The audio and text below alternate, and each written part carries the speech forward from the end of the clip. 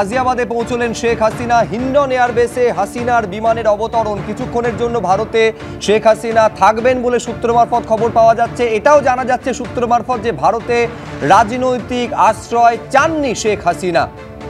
আমি এইখানে আন্তর্জাতিক সম্পর্ক বিশেষজ্ঞ উর্বি দাসের কাছে আসতে চাইবো। এইটা আপনার থেকে বুঝতে চাইছি যে এক তো হচ্ছে যে মুহূর্তে সংরক্ষণ বিরোধী আন্দোলন একেবারে তুঙ্গ মুহূর্তে পৌঁছলো, তারপরে 30% থেকে সর্বোচ্চ আদালত তাকে 7% নামিয়ে আনলো। একটা মনে করা হচ্ছিল যে এইবারে বোধহয় পরিস্থিতি ধীরে ধীরে স্বাভাবিক হবে।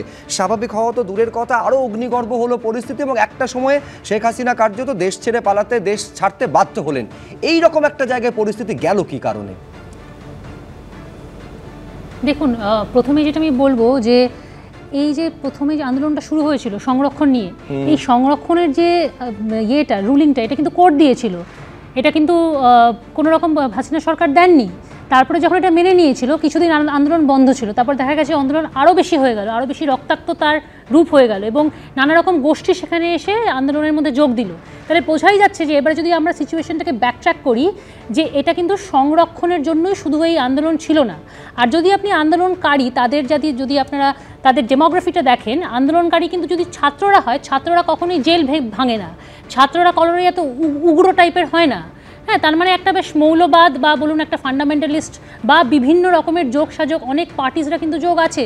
রূপ দেওয়া হচ্ছে ছাত্রদের যাতে যেটা একটা বেনিভোলেন্ট কাইন্ড অফ ম্যাটার থাকে, কিন্তু আসলে কিন্তু ছাত্ররা নয়, ছাত্ররা হচ্ছে সামনের একটা মুখোশ মাত্র। এটা হচ্ছে বঙ্গবন্ধু মিউজিয়ামের ছবি যেখানে আগুন ধরিয়ে দেওয়া হয়েছে। অত্যন্ত গুরুত্বপূর্ণ এখানে আরেকটা তথ্য দর্শকদের দিয়ে রাখবো যে ঠিক এই মাসেই 75 সালে এই মাসেই কিন্তু মুজিবুর রহমানকে হত্যা করা হয়েছিল, অর্থাৎ অগাস্টে। সেই অগাস্টেই বাংলাদেশ ছাড়লেন, দেশ ছাড়লেন শেখ হাসিনা। আর এইটা বঙ্গবন্ধু মুজিবুর রহমানের মিউজিয়াম যেখানে আগুন ধরিয়ে দেওয়া হলো।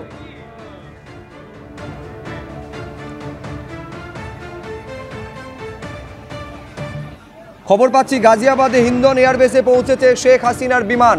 আর একবার বলবো, শেখ হাসিনার বিমান গাজিয়াবাদে পৌঁছেছে এবং এইখানে লক্ষ্য করার বিষয় যে তাহলে তিনি কি ভারতে আশ্রয় নিচ্ছেন নাকি দিল্লি থেকে তিনি আবার লন্ডন উড়ে যাচ্ছেন। এই প্রশ্নের নিঃসন্দেহে হয়তো কিছু সময়ের মধ্যে অবসান হবে। এই মুহূর্তে গাজিয়াবাদে পৌঁছেছে শেখ হাসিনার বিমান। এই ছবি আপনারা দেখছেন বঙ্গবন্ধু মুজিবুর রহমান মিউজিয়ামের, সেখানে আগুন ধরিয়ে দেওয়া হয়েছে।